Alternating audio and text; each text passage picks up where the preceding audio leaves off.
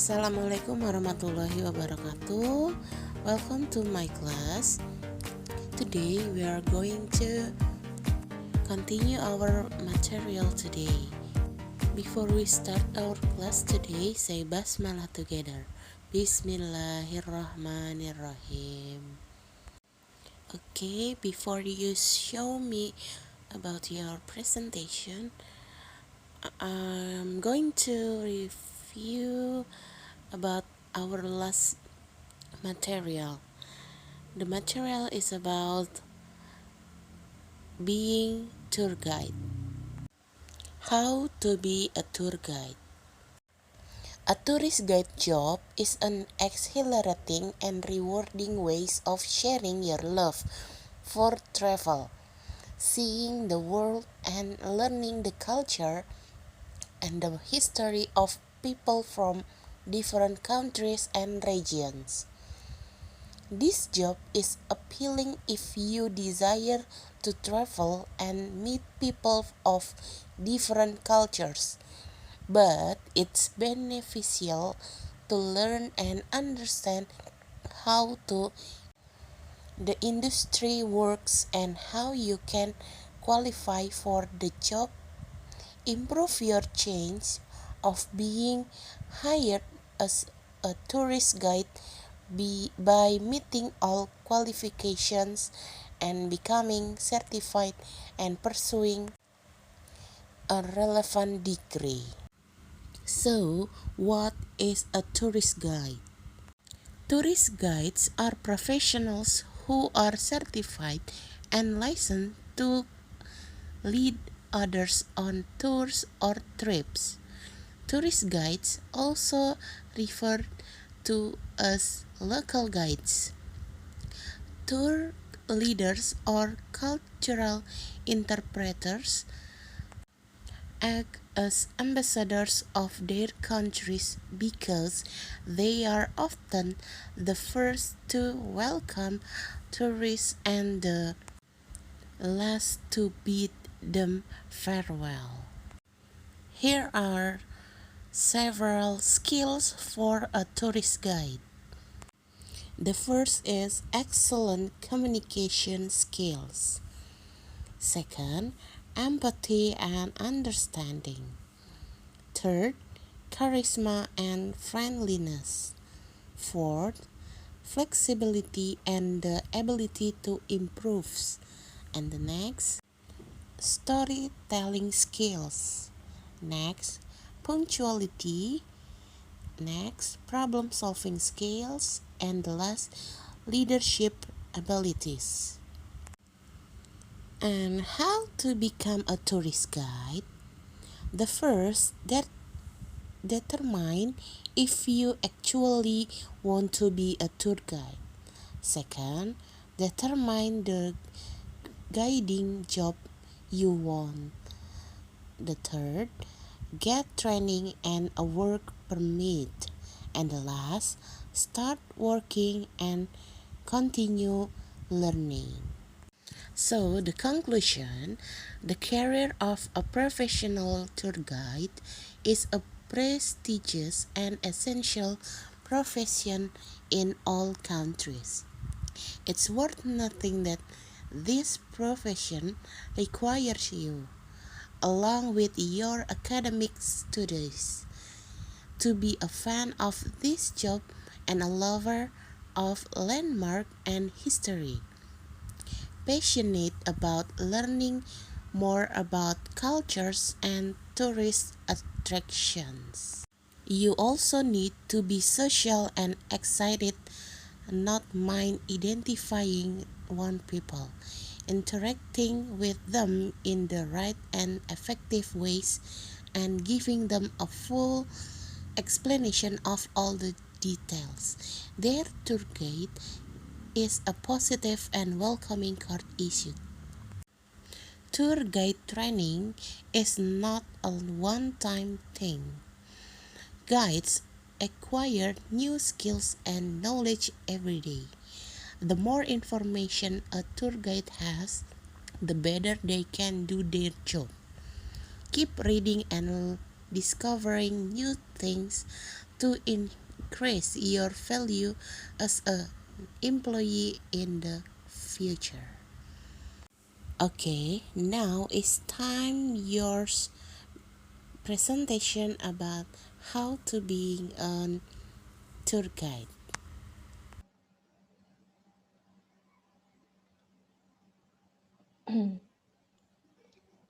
Assalamualaikum warahmatullahi wabarakatuh. Now I will presentation about tour guide to Borobudur Temple. Borobudur Temple is a temple which became a pride of Indonesian people because it is ever been included into the seven wonders of the world. It also becomes the largest Buddhist temple in the world. This temple is located in Borobudur village, Magelang, central of Java, Indonesia. It is approximately 100 km from Semarang, 86 km from Surakarta, and 40 km from Yogyakarta. It was found as a place of worship for the Mahayana Buddhists by Sailendra dynasty. It was first discovered by Sir Thomas Stanford Raffles in 1814. At that time, it was found crushed and buried in the ground. Originally, it has 10 levels which have overall height about 42 meters. However, after the reparation, the height of Borobudur became approximately 34 meters with overall building area about 15,129 meters squares. The front side of Borobudur temple is facing eastwards, although each side of the temple has similar form. There are three main levels of the realm in Borobudur. The third level is Kamadhatu or the realm of lust, Rupadhatu or tangible realm, and Arupadhatu or formless realm. There are so many reliefs on Borobudur's wall which total is about 1,460 panels. These reliefs tell about ancient stories written in Sanskrit language and read by Mapradakisana way. Mapradakisana is a way to read in accordance with the clockwise direction. The way to read the story is starting from the east side of the gate at every level of the temple. There are so many stories written on Borobudur's wall. The first story on this relief is Karma Vibhanga, which written on the foot of this temple. It tells about karma. Karma is the law of cause and effect obtained by humans. This relief depicts human actions, both reprehensible and commendable, along with what will they have. The next relief is Laitawistara. This relief lined in the stairs of the south side of temple. The numbers of this relief are 120 figures which illustrate the story of the Buddha from birth to become a Buddhist. And then last are Jataka and Awadana relief. This relief tells the story about Buddha before he was born. Since the discovery of Borobudur Temple, there are so many Buddhist statues left. Originally, the amount of Buddha statues is 504 statues. More than 300 statues have been damaged. Most the statues of Buddha are headless because often being stolen to be used in a museum collection. Besides decorated with reliefs, Borobudur also has so many sculptures which become a symbol of the Buddha embodiment. The statues are sitting cross-legged in the lotus position and show a curtained hand gesture. These are located at Rupadatu level. There are 432 sculptures there which are lined sequentially in every niche of this level. In the first row, there are 104 niches. In the second row, there are 104 niches. In third row, 88 niches. In the fourth row, 72 niches. And fifth rows, 64 niches. Besides sculpture, Borobudur Temple also has stupa. There are 72 stupas at the level of Arupadatu. The stupas are spread in the court at this stage.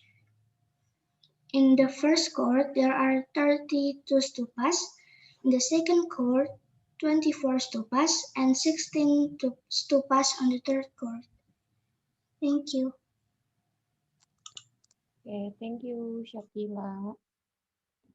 Museum Kebangkitan Nasional Day. As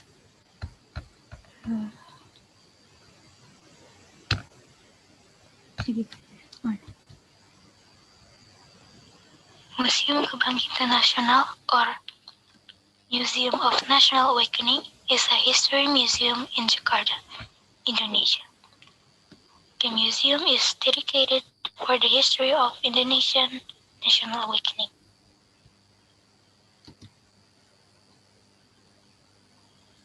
The building was officially made a heritage building by then President Soeharto. Wait,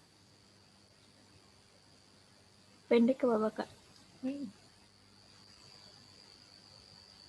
Gak apa-apa.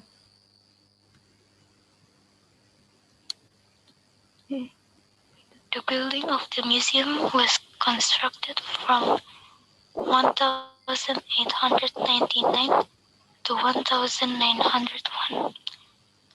In March 1902, the building was officially opened under the name of Sophia, the colonial medicine school for the Japanese and other native people.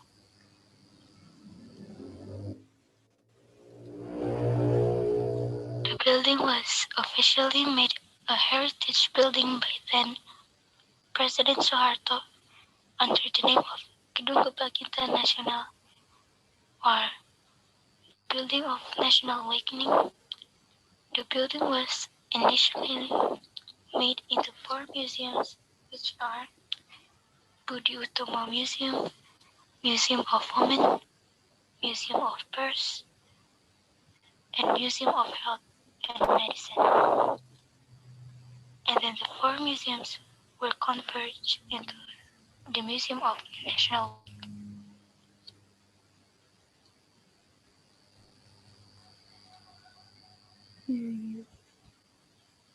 Here's the middle comment. Itu udah. Oke. Thank you. Assalamualaikum warahmatullahi wabarakatuh. Assalamualaikum warahmatullahi wabarakatuh. Kakak enable. Oh, never mind. Ya udah, oke. Suara kamu kecil banget. Bentar. Wow. Too many words in the. Udah sekarang kak, coba udah gede atau ini lebih gede lagi? Udah. Ya udah. I see, oke.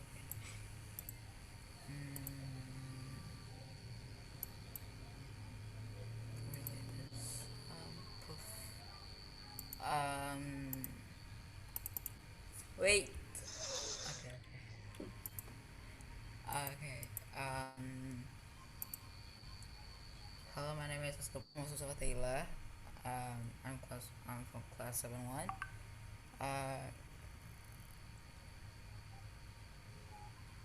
So yeah, let's start.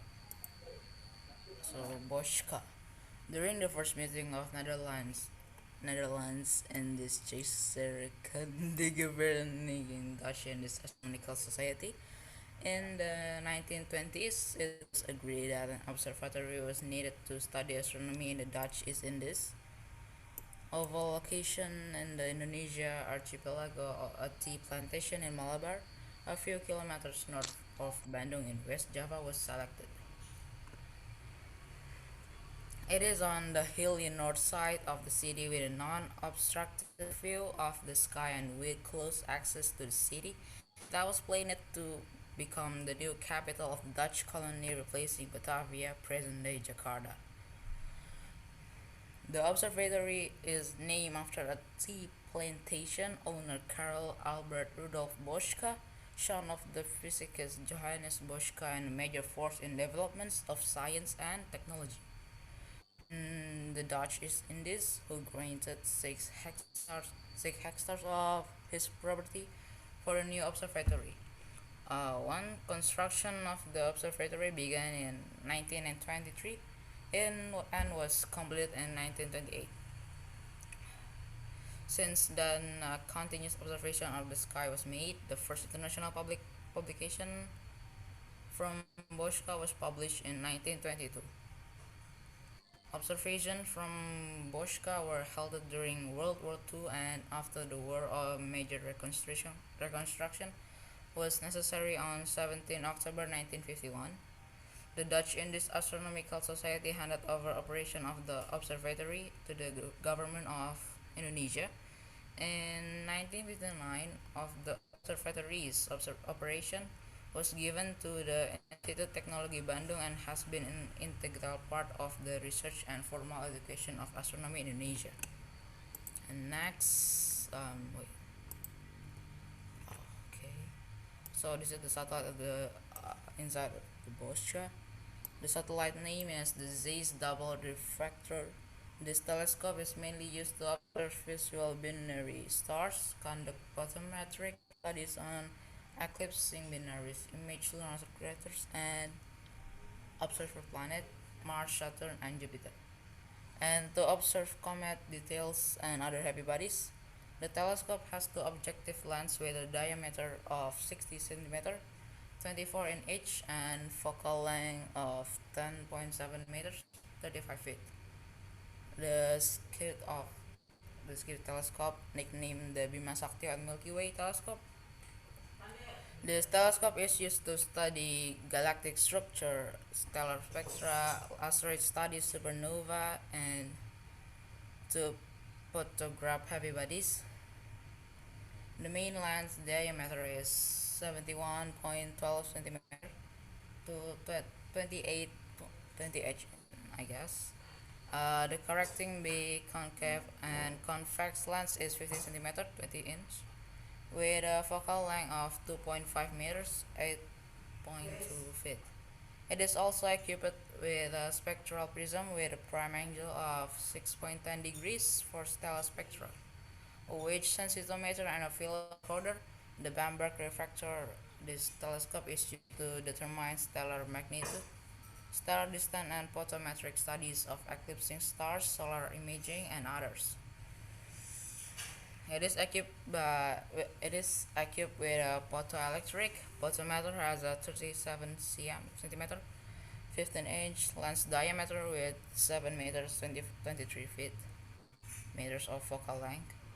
The Cassegrain Gotha this was a gift from the Japanese government. This computer controlled telescope can automatically view objects from a database, and this was the first digital telescope at Boschka. The telescope is also equipped with a photometer and spectrometer spectrograph. The unitron refractor. This telescope is used for observing hilal, lunar eclipse, solar eclipse, and sunspot photography, and also other objects. Lens diameter is 10.2 centimeters, 4 inch, and a focal length of 150 centimeters. Done. That's all, and yeah, udah selesai. Thank you, Aska. You're welcome. Next, for the last speaker for today, who's the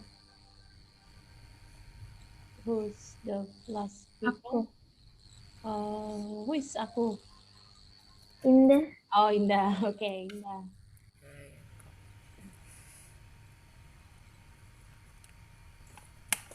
Wait, kakak nanti dikirim Yeah. ke kakak ini semuanya. Apa? Nanti semua PPT ini dikirim ke kakak kan? Yep. Valid. Assalamualaikum warahmatullahi wabarakatuh. My name is Indah Cahaya Bulan. Today I'm going to tell you about National Museum. The National Museum is located at Medan Merdeka Barat Street, number 12. To get there, we can use the Trans Jakarta Corridor bus. Also, this is the museum for The National Museum has two buildings. The first building is the Elephant Building. When entering the museum, we will see various kinds of archa. The room in Elephant Building is an exhibitions room for collections of history, ethnography, geography, prehistory, archaeology, numismatic or heraldic, and ceramic. The second building is the Archa Building. The Archa Building has 4 floors. The first floor is the nature and environment. On that floor, the collections on display is the form of fossils from prehistoric times and the daily life of primitive ancient humans. The second floor is for economic and trade. On this floor, the collections on display are in the form of inscriptions from several royal periods, like ceramics, navigation tools while sailing, hunting and cutting tools, bicycle and boat, transportations, and other collections. Third floor is the social organization. On this floor, the collections on display include traditional houses, combs, inscriptions, royal crowns, fishing tools, and other collections. Ada kan? Fourth floor is the gold objects and ceramics. On this floor, the security is tight, maybe because the collections are in the form of foreign gold and ceramics so that extra supervision is needed so that there is no theft.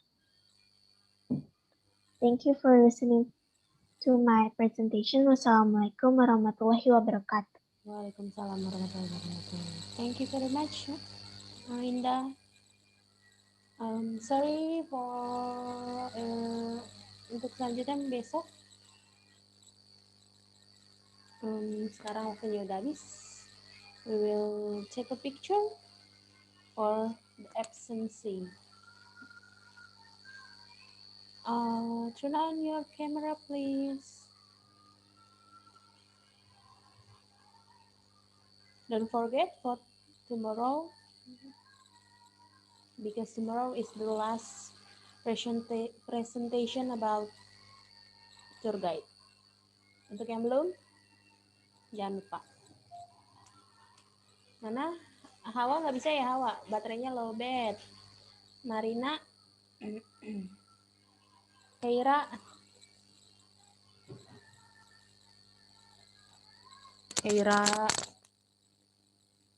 Marina, Aska. No. No. Bikin aja nggak apa gelap gitu kak. Nggak apa-apa.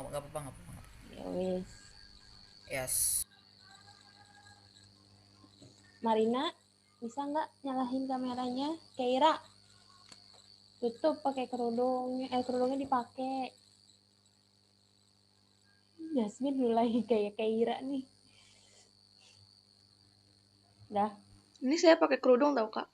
Oh, kayak pakai selimut tau. Bukan selimut ini. Oh, oke.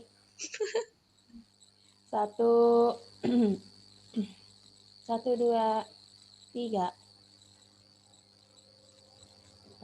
Wait.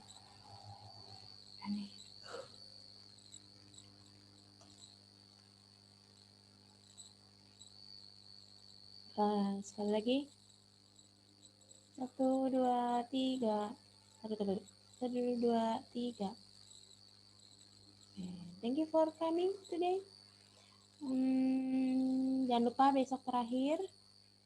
Jangan ada, kalau nggak selesai kita hari Rabu ketemu untuk gantiin hari Selasa. Berharap sih enggak kan, hari Rabu kita nggak masuk lah.